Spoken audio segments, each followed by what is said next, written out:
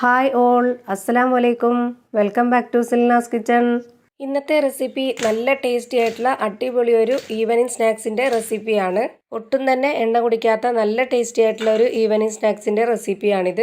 അപ്പോൾ ഇന്നത്തെ ഈ ഒരു റെസിപ്പി എങ്ങനെയാണ് തയ്യാറാക്കുന്നതെന്ന് അറിയാൻ വേണ്ടി വീഡിയോ സ്കിപ്പ് ചെയ്യാതെ മുഴുവനായിട്ടും കണ്ടേക്കണേ. എങ്കിൽ മാത്രമേ ഈ ഒരു റെസിപ്പി എങ്ങനെയാണ് തയ്യാറാക്കിയെന്നുള്ളത് നിങ്ങൾക്ക് മനസ്സിലാവുള്ളൂ. റെസിപ്പിയിലോട്ട് കിടക്കുന്നതിന് മുമ്പായി എൻ്റെ ചാനൽ ആദ്യമായിട്ട് കാണുന്നവരാണെങ്കിൽ പ്ലീസ് ഒന്ന് സബ്സ്ക്രൈബ് ചെയ്തേക്കണേ. കൂടെ തന്നെ ഈ വീഡിയോയ്ക്ക് വേണ്ടി ഒരു ലൈക്ക് ചെയ്യാനും മറക്കരുത്. ഇനി നമുക്ക് റെസിപ്പിയിലോട്ട് കിടക്കാം. അപ്പോൾ ആദ്യം തന്നെ ഈ ഒരു റെസിപ്പി തയ്യാറാക്കുന്നതിന് വേണ്ടി 250 ഗ്രാം കപ്പിൻ്റെ അളവിൽ 2 കപ്പ് ഗോതമ്പ് പൊടിയാണ് ഈ ഒരു പാത്രത്തിലേക്ക് ഇട്ട് കൊടുക്കുന്നത്.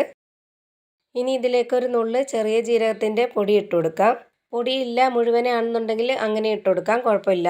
ഇനി ഇതിലേക്ക് ആവശ്യത്തിനുള്ള ഉപ്പും കൂടി ഇട്ട് കൊടുക്കാം. എന്നിട്ട് ഇതിലേക്ക് കുറച്ച് വെള്ളം ഒഴിച്ചു കൊടുത്ത് നന്നായിട്ട് ഇതൊന്ന് മിക്സ് ചെയ്തിട്ടെടുക്കണം. ഞാനിപ്പോൾ ഇതിലേക്ക് പൊടി എടുത്തിട്ടുള്ള അതേ കപ്പ് അളവിൽ തന്നെ 1 കപ്പ് വെള്ളമാണ് എടുത്തിട്ടുള്ളത്.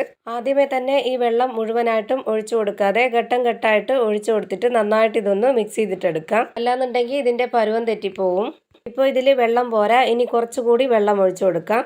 ഇതുപോലെ കുറച്ചുകൂടി വെള്ളം ഒഴിച്ചു കൊടുത്തതിന് ശേഷം നന്നായിട്ടൊന്ന് വീണ്ടും മിക്സ് ചെയ്തിട്ടെടുക്കാം. ഇനി ഇതിലേക്ക് ലാസ്റ്റായിട്ട് കുറച്ചുകൂടി വെള്ളം ഒഴിച്ചു കൊടുക്കാനുണ്ട്. ഇപ്പോൾ ഈ ഒരു കപ്പിന് 2 കപ്പ് ഗോതമ്പ് പൊടിക്ക് 1 കപ്പ് വെള്ളമാണ് ഞാൻ ഒഴിച്ചു കൊടുത്തിട്ടുള്ളത്. ഇത്രയും വെള്ളം മതി. ഇനി ചപ്പാത്തിക്കൊക്കെ കുഴച്ചെടുക്കുന്ന പോലെ നന്നായിട്ടൊന്ന് കുഴച്ചെടുക്കാം. ഇപ്പോൾ ഈ മാവ് നന്നായിട്ട് നല്ല സോഫ്റ്റായിട്ട് കുഴച്ച് റെഡിയാക്കി എടുത്തിട്ടുണ്ട്. ഇനി ഇതൊന്ന് മാറ്റി വെച്ചേക്കാം. അടുത്തതായി ഒരു 4 ഉരുളക്കിഴങ്ങ് കുക്കറിലിട്ട് വേവിച്ചതിന് ശേഷം തൊലിയൊക്കെ കളഞ്ഞെടുത്തിട്ടുണ്ട്.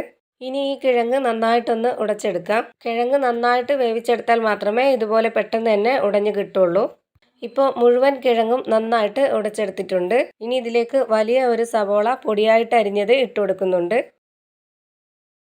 അടുത്തതായി ഇതിലേക്ക് എരിവിന് വേണ്ടി 2 പച്ചമുളക് പൊടിയായിട്ട് അരിഞ്ഞാണ് ഇതിലേക്ക് ഇട്ട് കൊടുക്കുന്നത്. ഇനി ഇതിലേക്ക് ഒരു നുള്ള് നല്ല ജീരകത്തിൻ്റെ പൊടി ഇട്ട് കൊടുക്കാം. ജീരക പൊടിയില്ല മുഴുവനാണ് ഉള്ളതെങ്കിൽ അങ്ങനെ ഇട്ട് കൊടുത്താലും മതി. ഇനി ഇതിലേക്ക് ഒരു നുള്ള് പെരുംജീരകത്തിൻ്റെ പൊടിയും ഇട്ട് കൊടുക്കാം. അടുത്തതായി ഇതിലേക്ക് ഒരു നുള്ള് ഗരം മസാല പൊടിയാണ് ചേർത്ത് കൊടുക്കുന്നത്.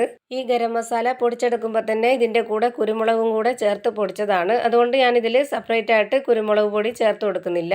എരിവിന് വേണ്ടി വേറെ മുളക് പൊടിയൊന്നും ചേർത്ത് കൊടുക്കുന്നില്ല. പച്ചമുളകും കുരുമുളകിൻ്റെയും എരിവ് മാത്രമേ ഇതിൽ ചേർക്കുന്നുള്ളൂ. കൂടുതൽ എരിവ് വേണം എന്നുള്ളവർക്ക് ചേർത്ത് കൊടുക്കാം. ഇതിൻ്റെ കൂടെ തന്നെ കുറച്ച് മല്ലിയിലയും കറിവേപ്പിലയും പൊടിയായിട്ട് അരിഞ്ഞ് ഇട്ട് കൊടുത്തിട്ടുണ്ട്. ഇനി ഇതിലേക്ക് ആവശ്യത്തിനുള്ള ഉപ്പും കൂടെ ചേർത്ത് കൊടുത്ത് നന്നായിട്ടൊന്ന് ഇളക്കി യോജിപ്പിക്കാം. ഇപ്പോൾ ഇത് നന്നായിട്ട് ഇളക്കി യോജിപ്പിച്ച് കൊടുത്തിട്ടുണ്ട്. ഇനി ഇതിലേക്ക് കുറച്ച് നാരങ്ങ നീര് പിഴിഞ്ഞു കൊടുക്കാം. അതിനായി ഒരു നാരങ്ങയുടെ 1/4 ഭാഗം ഞാനിവിടെ മുറിച്ചെടുത്തിട്ടുണ്ട്. ഇനി ഇതിലേക്ക് കുരു വീഴാത്ത രീതിയിൽ നല്ലപോലെ ഒന്ന് പിഴിഞ്ഞെടുക്കാം. ഇപ്പോൾ ഒരു 1/4 ഭാഗം നാരങ്ങ നീരും ഇതിലേക്ക് പിഴിഞ്ഞൊഴിച്ചു കൊടുത്തിട്ടുണ്ട്. ഇതുപോലെ നാരങ്ങ നീര് ഒഴിച്ചു കൊടുത്തതിന് ശേഷം ഇനി ഒന്നുകൂടി നന്നായിട്ടൊന്ന് യോജിപ്പിച്ചെടുക്കാം. ഇനി ഈ കിഴങ്ങിൻ്റെ മിക്സും കൂടെ ഒന്ന് മാറ്റി വെച്ചേക്കാം. ഇനി ഒരു കാര്യം കൂടി ചെയ്യാനുണ്ട്. അതിനായി ഞാൻ ഇവിടെ ഒരു ബൗൾ എടുത്തിട്ട് അതിലേക്ക് 250 ഗ്രാം കപ്പിൻ്റെ അളവിൽ 1.5 കപ്പ് കടലമാവാണ് ഇട്ട് കൊടുക്കുന്നത്. ഇനി കടലമാവ് എടുത്ത ഇതേ കപ്പ് അളവിൽ തന്നെ 1.25 കപ്പ് വെള്ളവും ഒഴിച്ചു കൊടുക്കുന്നുണ്ട്.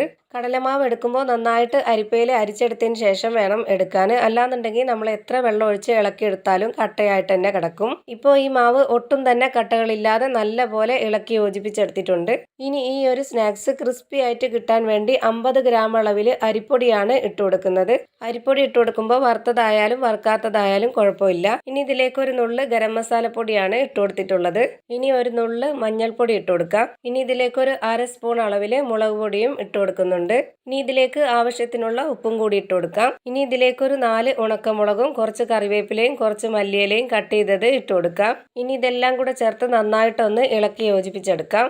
ഇപ്പോൾ ഇതെല്ലാം നന്നായിട്ട് ഇളക്കി യോജിപ്പിച്ചെടുത്തിട്ടുണ്ട്. ഇനി ഇതും കൂടെ ഒന്ന് മാറ്റി വെച്ചേക്കാം. ഇനി നേരത്തെ റെഡിയാക്കി വെച്ചിട്ടുള്ള മാവ് ഇതുപോലൊരു ബോളിലേക്ക് കുറച്ച് പൊടി ഇട്ട് കൊടുത്തതിന് ശേഷം വെച്ച് കൊടുക്കുന്നുണ്ട്.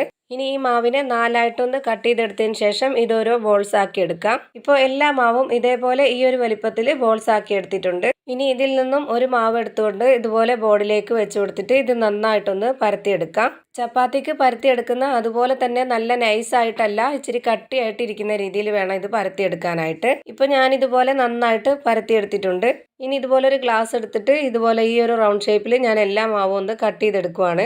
ഇങ്ങനെ തന്നെ എല്ലാ മാവും പരത്തി ഇതുപോലെ കട്ട് ചെയ്ത് മാറ്റി വെച്ചേക്കാം. കട്ട് ചെയ്ത് മാറ്റിയിട്ടുള്ള എല്ലാ മാവും ഞാൻ ഒരു പാത്രത്തിലേക്ക് മാറ്റി വെക്കുന്നുണ്ട്. ഇനി ഇതിൽ നിന്നും ഒരു മാവെടുത്ത് ഇതുപോലെ ബോർഡിലേക്ക് വെച്ച് കൊടുത്തതിന് ശേഷം റെഡിയാക്കി വെച്ചിട്ടുള്ള കിഴങ്ങിൻ്റെ മിക്സ് ഇതിലേക്ക് കുറച്ച് വെച്ച് കൊടുക്കാം. ഈ ഒരു കിഴങ്ങിൻ്റെ മിക്സ് നല്ല ടേസ്റ്റി ആയിട്ടുള്ള ഒരു മിക്സാണ്. നാരങ്ങ നീരും ഉപ്പും എരിവൊക്കെ ആയിട്ട് നല്ല ടേസ്റ്റാണ് ഇത് കഴിക്കാനായിട്ട്. ഇപ്പോൾ ഈ മാവിൽ കിഴങ്ങിൻ്റെ മിക്സ് നന്നായിട്ടൊന്ന് പ്രസ് ചെയ്ത് വെച്ച് കൊടുത്തിട്ടുണ്ട്. ഇതേപോലെ തന്നെ എല്ലാ മാവിലും റെഡിയാക്കി വെച്ചേക്കാം. ഇപ്പോൾ ഞാനിത് എല്ലാ മാവിലും റെഡിയാക്കി വെച്ചിട്ടുണ്ട്. ഇനി നേരത്തെ റെഡിയാക്കി വെച്ചിട്ടുള്ള ആ ഒരു കടലമാവിൻ്റെ മിക്സിൽ ഇതൊന്ന് മുക്കിയെടുക്കാം.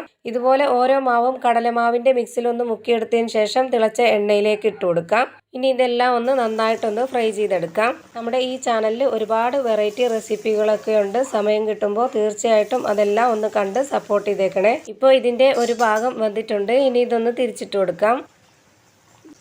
ഇപ്പോൾ ഞാൻ എല്ലാം തിരിച്ചിട്ട് കൊടുത്തിട്ടുണ്ട്. ഇനി ഈ ഭാഗം കൂടെ ഒന്ന് വെന്ത് വരട്ടെ. ഇപ്പോൾ ഇതിൻ്റെ രണ്ട് സൈഡും വെന്ത് കിട്ടിയിട്ടുണ്ട്. ഇനി ഇത് എണ്ണയിൽ നിന്നും ഓരോന്നോരോന്നായി കോരി മാറ്റാം. ഒട്ടും തന്നെ എണ്ണ കുടിക്കാത്ത നല്ല ടേസ്റ്റി ആയിട്ടുള്ളൊരു ഈവനിങ് സ്നാക്സിൻ്റെ റെസിപ്പിയാണ്. ഇതുപോലെ തന്നെ എല്ലാം ഞാനിപ്പോൾ ഫ്രൈ ചെയ്ത് ഒരു പാത്രത്തിലേക്ക് മാറ്റുന്നുണ്ട്. ഇപ്പോൾ ഇതാ നല്ല ടേസ്റ്റി ആയിട്ടുള്ള നല്ല ക്രിസ്പി ആയിട്ടുള്ള ഒരു ഈവനിങ് സ്നാക്സിൻ്റെ റെസിപ്പി റെഡി ആയിട്ടുണ്ട്. ഒരു തവണയെങ്കിലും ഇതൊന്ന് ട്രൈ ചെയ്ത് നോക്കണം. നല്ല ടേസ്റ്റി ആയിട്ടുള്ള ഒരു റെസിപ്പിയാണ്. നിങ്ങൾക്ക് എല്ലാവർക്കും ഇഷ്ടമാവും. അപ്പോൾ ഇത്രയേ ഉള്ളൂ ഇന്നത്തെ റെസിപ്പി ഇഷ്ടമായാൽ ലൈക്ക് ചെയ്യാനും കമൻറ്റ് ചെയ്യാനും ഷെയർ ചെയ്യാനും മറക്കരുത്. ഞാനിടുന്ന വീഡിയോസ് ഉടനടി കിട്ടുന്നതിന് വേണ്ടി സബ്സ്ക്രൈബ് ചെയ്ത് ബെല്ലൈക്കൺ അമർത്തി അതിൽ ഓൾ എന്ന ഓപ്ഷൻ എനേബിൾ ചെയ്ത് കൊടുക്കാനും മറക്കരുത്. പുതിയൊരു വീഡിയോയുമായി വീണ്ടും വരും. Thank you for watching.